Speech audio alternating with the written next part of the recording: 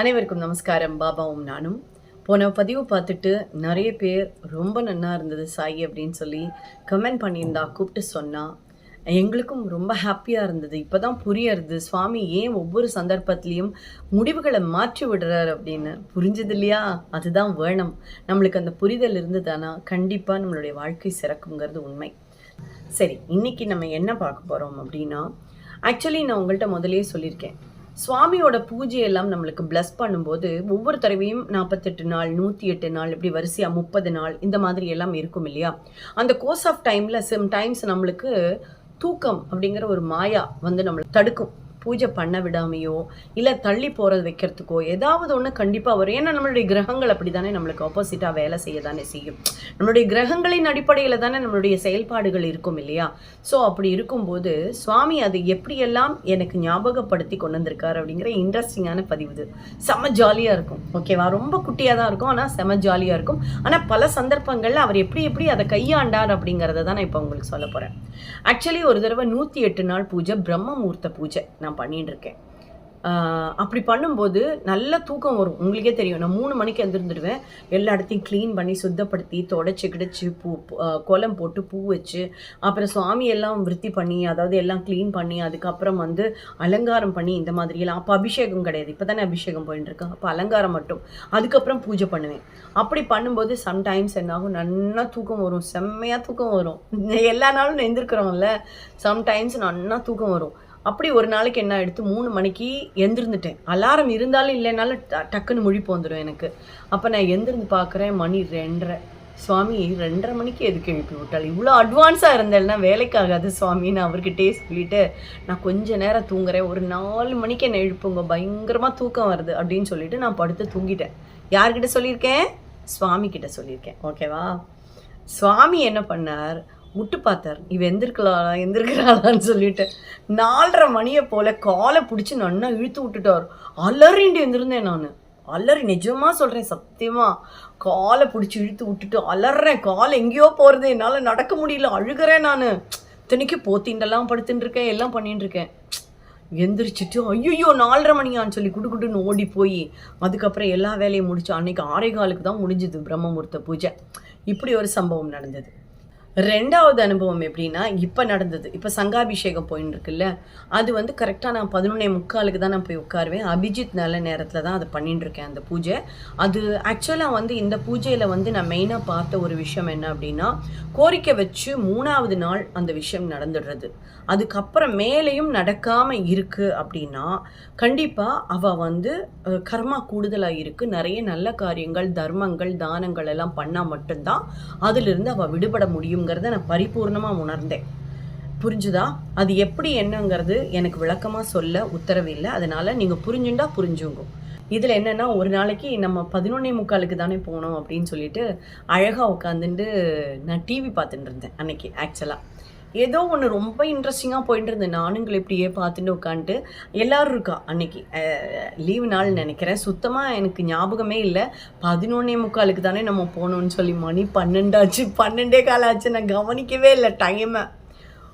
12:20 ஆகும்போது ரொம்ப இன்ட்ரெஸ்டிங்காக எல்லோரும் டிவி பார்த்துட்டு இருப்போம்ல, பார்த்துட்டு இருந்தோமா, பொடக்குன்னு கரண்ட் போயிடுது. ச்சே, என்ன இந்த நேரத்துக்கு கரண்ட் போகிறதுன்னு இப்படின்னு பார்க்குறேன். மணி 12:20, ஓட்டு கிட்டுன்னு சாமி ரூமுக்கு போய் சாரி சுவாமின்னு சொல்லி பூஜையை 12:20 ஆரம்பித்து 2:15 முடித்தேன். எதுக்கு இதை நான் சொல்கிறேன் அப்படின்னா, நம்ம பூஜை வந்து ஒரு காலம் ஸ்டாப் ஆகாது. அது சுவாமி கொடுக்குற பட்சத்தில் அவர் அனுகிரகம் பண்ணியிருந்தார்னா அது கம்பல்சரி நடந்திருக்குங்கிறதுக்கு இதெல்லாம் ஒரு உதாரணம். அதுக்கப்புறம் என்னாச்சு, வியாழக்கிழமை பஜனை தெரியும் இல்லையா உங்களுக்கு? அது வந்து பூஜை நடக்கும்போதே மத்தியானத்திலேயே நான் அந்த பஜனையை முடிச்சுடுவேன். ஏன்னா பஜனை ஒரு 1/2 hour 3/4 மணி நேரம் தானே, பூஜை 1.5 மணி நேரம் போகிறது. அதோட ஒரு 1/2 மணி நேரம் சேர்த்து நம்ம பஜனை பண்ணிட்டோன்னா அது முடிஞ்சிடுமே அப்படின்னு சொல்லிட்டு நான் மத்தியானமே பஜனையை முடிச்சுட்டேன். இல்லைன்னா நான் என்ன பண்ணுவேன், 7 மணிக்கு தான் ஆரம்பிப்பேன். 8லேருந்து 9 குபேரனுக்கு ரொம்ப நல்லது, குபேர பூஜையும் சேர்த்து பண்ணுவேன். விஷாலினி சாய் தான் கூப்பிட்டான்னு நினைக்கிறேன், ஏதோ ஒரு காரணத்துக்காக. அன்னைக்கு இது தானே பாராயண் டே தானே, கூப்பிட்டோன்னே நான் சொன்னேன், இன்னைக்கு வந்து நான் பஜனை வைக்கல சாயி, நான் வந்து சாயங்காலமாக தான் பண்ண போகிறேன் அப்படின்னு சொல்லிட்டேன். நம்ம புது வருஷம் இல்லையா, அன்னைக்கு நான் என்ன பண்ணேன், அன்னைக்கு பிரதோஷம் வேறு. நாங்கள் என்ன பண்ணோம், தயிர் சாதம் கொடுக்கறதுக்காக பிரசாதம் ப்ரிப்பேர் பண்ணுறதுக்காக கீழே போயிட்டு நான் பஜனை பண்ணணுங்கிறதே மறந்துட்டேன். என் ஹஸ்பண்டு குழந்தை 2 பேரும் போயிட்டான் கோயிலுக்கு, எடுத்துன்னு போயிட்டான். பிரசாதம் பண்ணி கொடுத்து அனுப்பிட்டு நான் என்ன பண்ணேன், ஆஸ் யூஷுவல் 8 மணிக்கு போல் 8:15 உள்ளே வரேன். உள்ளே வரும்போது எனக்கு கரெக்டாக விஷாலினி சாய் அந்த நேரத்தில் பாருங்கள் எவ்வளோ லக்குன்னு 8:45 இருக்கும். கால் பண்ணான், சாய் பஜனை முடிச்சிட்டேலான்னு கேட்டா. பாருங்க ஓடு திருப்பியும் ஓடுனேன். போய் பூஜா ரூமில் உட்காந்து அவள் அந்த நிமிஷத்தில் அது ஞாபகப்படுத்தலைன்னா நான் மறந்துருப்பேன். ஆக மொத்தம் இங்கே பொறுத்தளவுக்கு நம்ம ஆற்றுல பொறுத்தளவுக்கு எந்த பூஜை ஆரம்பித்தாலும் சுவாமி கூட நிற்பருங்கிறதுக்கு இதெல்லாம் அத்தாட்சி. பல விதமான சந்தர்ப்பங்களில் நடந்தது. ஆனால் நான் உங்களுக்கு கோர்வையாக கொடுக்குறேன். மனசால் அந்த விஷயத்தை நம்ம மறக்கிறது கிடையாது. ஆக்சுவலாக அதை சுவாமி அந்த இடத்துல ஞாபகப்படுத்தி நம்மளை செய்ய வைக்கிறாருன்னா அதுக்கான கர்மா நம்மளுக்கு இருக்குன்னு அர்த்தம். ஸோ அதுக்கு நான் ரொம்ப நன்றி சொல்லிக்கிறேன். இந்த பதிவு நான் அந்த சுவாமிக்காகவே தான் பண்ணினேன். உங்களுக்காக ஏன் இதை கொடுக்குறேன்னா, நம்ம ஒரு விஷயத்த ரொம்ப சின்சியராக இருக்கோம் அப்படின்னா சுவாமி நம்ம கூட நிற்பருங்கிறதுக்கு இதெல்லாம் ஒரு பெரிய உதாரணம். அதே மாதிரி இன்னொரு இன்ட்ரெஸ்டிங்கான அனுபவத்தையும் நான் இதோடையே ஷேர் பண்ணுறேன். என்ன அப்படின்னா, எப்போவுமே சுவாமிகிட்டேருந்து பூ விழாது. இந்த ஒரு 48 நாளில் எனக்கு தெரிஞ்சு ஒரு 4-5 தடவை தான் பூ கண்டினியூஸாக விழுந்திருக்கு. அதாவது சுவாமிகிட்ட நம்ம அபிஷேகம் பண்ணி ஆராதனை காமிக்கும்போது சுவாமிகிட்டேருந்து விழுந்தது ஒரு 4 or 5 டைம்ஸ் விழுந்திருக்கு. அன்னைக்கு வச்ச கோரிக்கைகள் எல்லாமே ஓகே ஆயிருக்கு. ஆக்சுவலாக இதை நான் கண்கூடா நான் பார்த்தேன். ஸோ எங்கள் ஆத்துக்கார் சும்மா இருக்காமல் ஒரு நாளைக்கு என்ன பண்ணார், சுவாமி நான் பெல் அடிக்கிறது நான் கேட்டுட்டே இருக்கேன் ஒரு விஷயம், அதுக்கு நீங்கள் பூவே கொடுக்க மாட்டேங்கிற, மற்றதுக்கெல்லாம் எல்லாத்துக்கும் பொஸ்குன்னு பூவை கொடுக்குறேன்னு சொல்லி பேசின்னு இருந்தார் பாபாட்ட. எனக்கு ஒரு பக்கம் சிரிப்பு. ஏன்னா நமக்குன்னு எது கேட்டாலும் பாபு குட்டி அவ்வளோ சீக்கிரம்லாம் மண்டே ஆட்டாது. அது மற்றவாளுக்குன்னு சொல்லி கேட்கும்போது தான் எல்லாத்துக்கும் ஓகே சொல்லும்.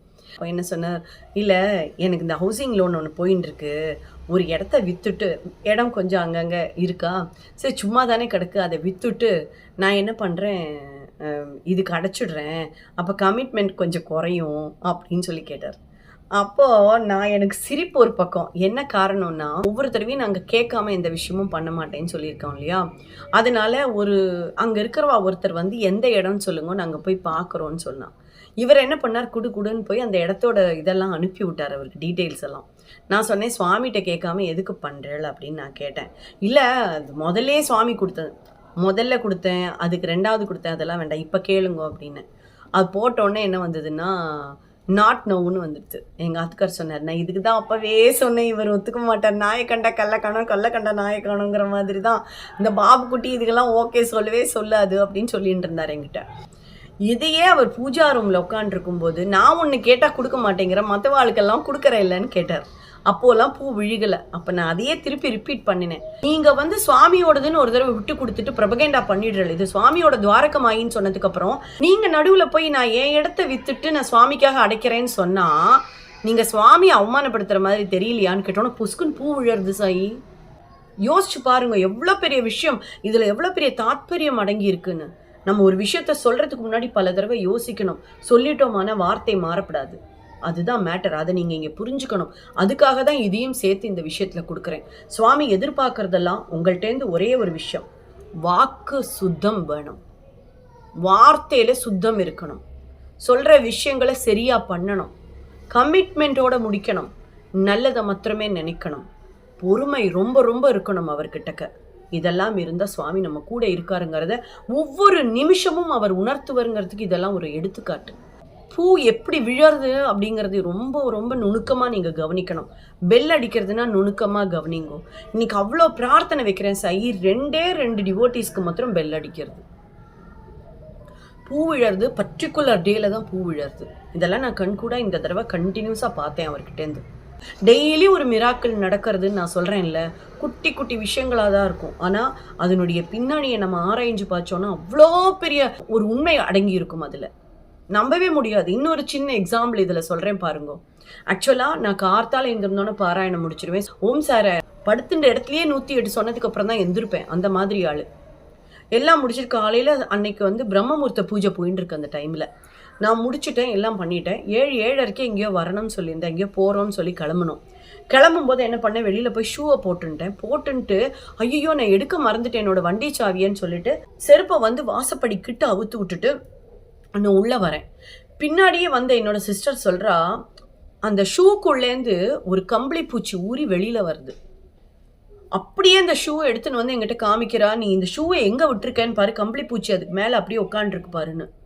நீங்க யோசிச்சு பாருங்க. நான் அப்பதான் ரியலைஸ் ஆனேன் ஒரு விஷயம்.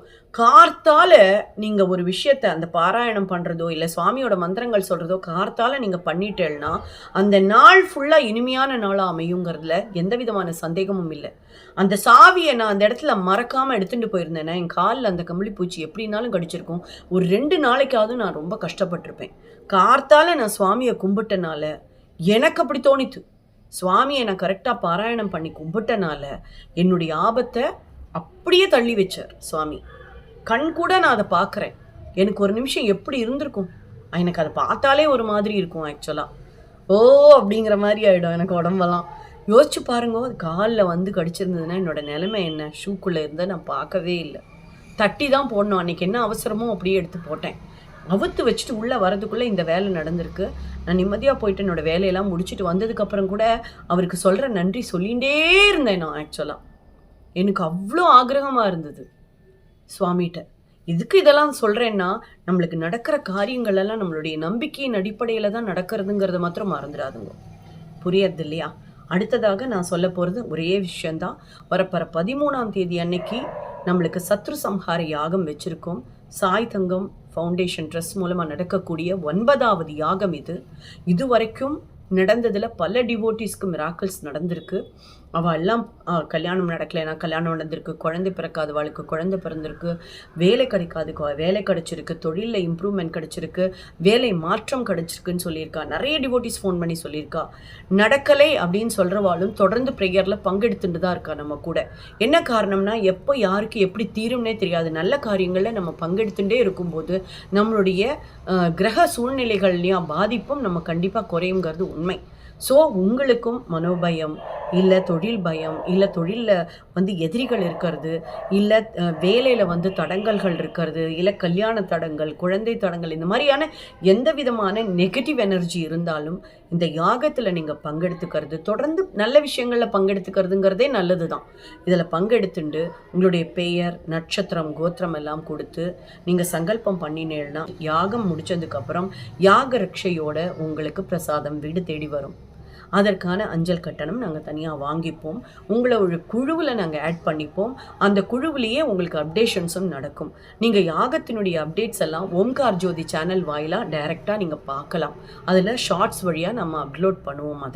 அதே மாதிரி பாபாவும் நானும்லேயும் ஒரு சில ஷார்ட்ஸ் நம்ம போடுவோம். அதையும் நீங்கள் பார்த்து தெரிஞ்சுக்கலாம். எல்லாருக்கும் எல்லா விதமான நலனும் வளமும் வந்து சேரணும் அப்படிங்கிறதுக்காக நடத்தப்படுற யாகத்தில் இதுவரைக்கும் நீங்கள் பங்கெடுத்துக்கலைன்னா கீழே தெரியிற நம்பருக்கு காண்டாக்ட் பண்ணி உங்களுடைய பெயர், நட்சத்திரம், கோத்திரம் எல்லாத்தையும் கொடுத்து பதிவு பண்ணிங்கோ. உங்களுடைய அட்ரஸையும் கொடுத்துருங்கோ. சங்கல்ப தட்சணை வெறும் 522 ரூபாய் ஒருவருக்கு. அடுத்ததாக ஒரு வெரி இன்ட்ரெஸ்டிங் எக்ஸ்பீரியன்ஸ் அது வந்துட்டே இருக்கு. ஆனால் அடுத்த பதிவில் தொடர்ந்து இணைந்திருங்கள். பாபாவும் நானும். ஓம் சாய்ராம், ஜெய் சாய்ராம்.